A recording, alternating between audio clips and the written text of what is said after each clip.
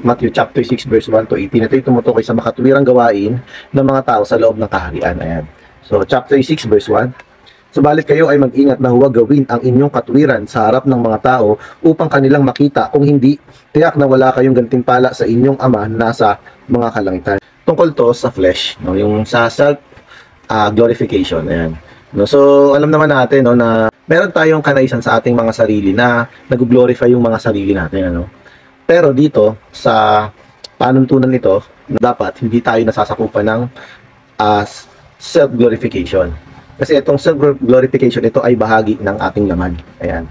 So kita naman natin yung mga tao, no, every time na meron tayong naisin na o meron tayong gagawin, gusto natin ito lagi ay hayagan, no. Pero dito pinapakita sa atin ng verse 1 na ito na huwag gawin ang inyong katwiran sa harap ng mga tao upang kanilang makita, no. Ito ay isang direktang pag-uutos mula sa ating hari na yung ating gagawin, ito dapat ay nakatago. Ito ay hindi dapat hayagan.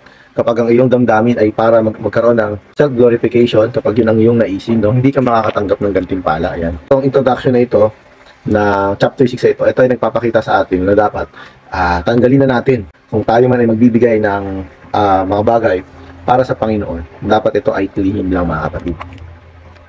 Dito tayo sa verse 2. Kaya kapag ikaw ay nagbibigay ng limos, huwag kang magpatunog ng trumpeta sa harap mo, tulad ng ginagawa ng mga pagkunwari sa mga sinagoga at sa mga lansangan upang sila ay maluwalhati ng mga tao. Katotohanang sinasabi ko sa inyo, tinanggap na nila ang kanilang gantimpala ng lubusan. Kapag sinabing trumpeta, ibig sabihin ito ay ine-expose. Ito ay expose. So huwag natin gawin yan, mga kapatid. Kapag nagbigay ka para sa Panginoon at tapos ito ay in-expose mo, mga kapatid, natanggap mo na yung para sa'yo. Ito ay malaking kalugihan sa atin. Imbis na nagkakaroon na tayo ng pag-impok ng ating kayamanan sa kalangitan, ito pa ay nauwi sa sanlibutan ito. Ito ay tumutukoy sa kung paano yung katwiran natin bilang nasasakupan ng kaharian, paano tayo mag-i-interact, mga kapatid, laban sa ating flesh, laban sa ating self-glorification. Ayan. Yung sinagoga dito, mga kapatid, ito yung lugar kung saan nag-aaral sila na kautusan. So, ibig sabihin, kahit dun sa sinagoga, ito ay masasakupan din, mga kapatid, ng mga tao na nagpapahayag lang ng kanilang mga sarili, no? Sabihin, nag-expose lang ng kanilang mga sarili. Ito ay tuwirang kinokondena ng Panginoon dito sa verse na ito. Hindi natin dapat itong gawin. Verse 3, mga kapatid. Subalit ikaw, kapag ikaw ay nagbibigay ng limos, huwag mong ipapaalam sa iyong kaliwang kamay ang ginagawa ng iyong kanang kamay. Ito yung kanang kamay natin. Ito ay nagpapakita ng ating pagkilos sa Panginoon. At yung kaliwang kamay naman, mga kapatid, ito naman yung intention natin na ihayag ito. Alam naman natin, mga kapatid, yun talaga yung satisfaction ng karamihan, no, natin, mga kapatid. No? Ito kasi bahagi talaga ng laman to na sana nare-recognize yung mga ginawa natin. No? Although merong pressure, merong kagustuhan na ihayag ito, mga kapatid. No? Ito ay ang salita ng Panginoon ay nagsasabi na huwag mong ipapaalam sa kaliwa mong kamay. Pinapakita na ikaw mismo, mga kapatid, sa iyong sarili, watchful ka sa iyong mga ginagawa, mga kapatid. Maging mapagmatsyag ka sa iyong sarili, madisiplina mo yung sarili mo, na dapat yung ating paglilingkod sa Panginoon, yung ating pagbibigay sa Panginoon, ito dapat ay pure. Ito ay para lamang sa Diyos, mga kapatid. Verse 4, upang ang iyong paglilimos ay maging lihim at ang iyong ama na nakikita sa lihim ang gaganti sa iyo. So makikita natin, mga kapatid, na mas kanais-nais pa rin, mga kapatid, yung ating pagkilos na rin-recognize ng Ama. Purihin yung Panginoon. No? Na sa kabila, mga kapatid, no, na naisin natin na magkaroon ng exhibit, no, ng isang show sa sanlibutan ito ay kinondena ng Panginoon at sinabi sa atin na dapat ang ating pagkilos ay dapat ito ay nasa lihim, kagaya niya na Diyos na hindi natin nakikita. Dapat yung ating pagkilos ay hindi rin nakikita at ito yung kalugod-lugod sa Panginoon. So yung sinabi dito na gaganti yung Panginoon, ito'y dalawa yan. Una, maaaring ito ay tungkol sa gaganti sa panahon natin ngayon. Yung gantimpala na ito ay sa panahon na to, sa 2 Corinthians chapter 9 verse 10 to 11, o kaya ito ay sa darating na panahon sa Lucas chapter 14 verse 14. Maaring either din sa dalawa, pero kahit na naman yung ating gagawin para sa Panginoon sa lupang ito, mga kapatid, ito ay siguradong ibabalik sa atin. Kapag kasi ang ating puso, mga kapatid, gagawin ko to dahil gagantimpalaan ako ng Panginoon, no, hindi na natin mamimit kung ano ba yung damdamin ng verse na ito. Yung damdamin ng Panginoon ay magkaroon tayo ng kadalisayan sa ating puso, yung ating ginagawa ay para lamang sa Diyos, hindi para sa ating sarili, mga kapatid.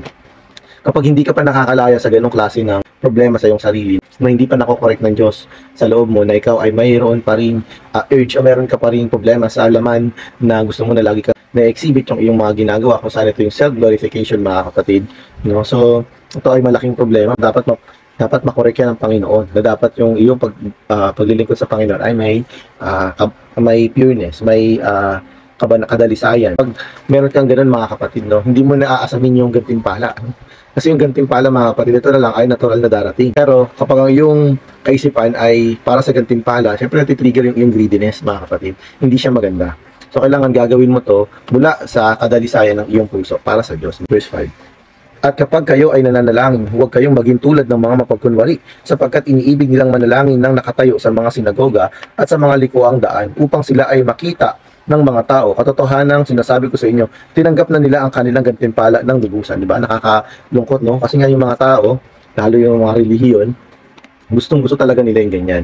Yung kapag nanalangin sila, no, it is a show. Gusto nila na yung panalangin nila ay pinapakita nila sa napakaraming tao. Pero dito, nung ginogovern tayo ng Panginoon, na dapat pananalangin tayo, mga kapatid, hindi siya dapat exposed, no? Pero syempre, bawa nananalangin tayo araw-araw, no?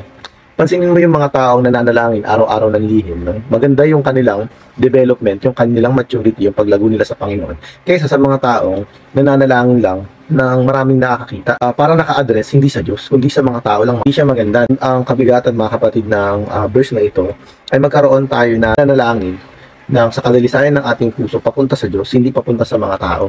Kaya kapag tayo ay mananalangin, siguraduhin natin na yung ating panalangin, mga kapatid, ay nakalihim. Naari naman tayong manalangin din ng hayagan, pero walang intensyon na i-glorify mo yung sarili para ihayag ito sa iba. Pero mahirap itong i-distinguish, mga kapatid, kung ang dahilan ba ng iyong pananalangin ay para i-please yung mga taong nakikinig o para magbigay ng panalangin na inaalay mo sa Diyos, no?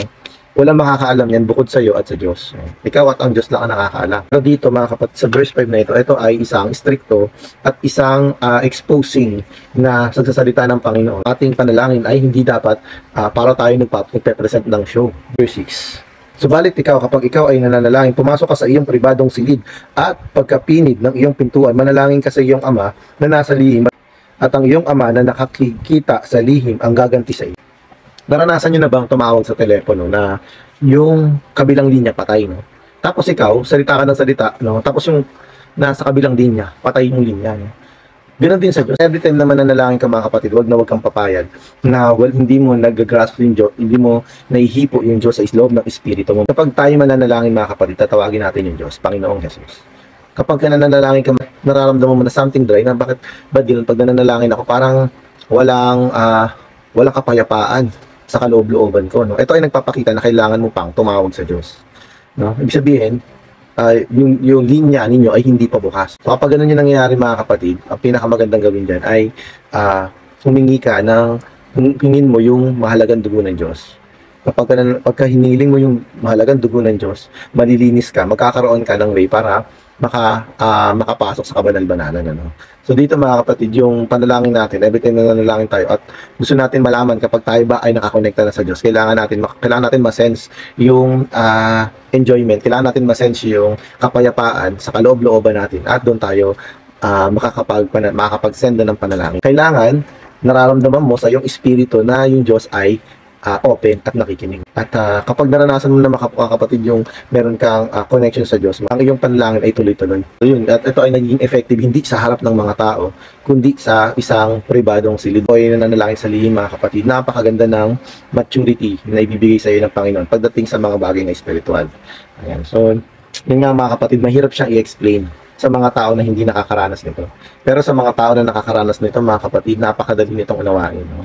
At doon sa mga tao na hindi pa ginagawa yung ganitong klase ng panalangin, mga kapatid, sinabi ng Panginoon, dapat natin itong gawin. Na tayo ay mananalangin ng nakatago, no? Hindi naman sinasabi na huwag kayong mananalangin pag may kaharap na ibang tao. Hindi naman ganoon. Hindi sinasabi ng Panginoon na yung kadalisayan ng puso mo hindi expose, hindi ito kagaya ng isang show na ipina-expose mo yung iyong panalangin para sabihin ng mga tao na ikaw ay mabuti, na yung panalangin ay kakaiba. Araw-araw, mga kapatid, magkaroon tayo ng ganitong panalangin. Yung Panginoon.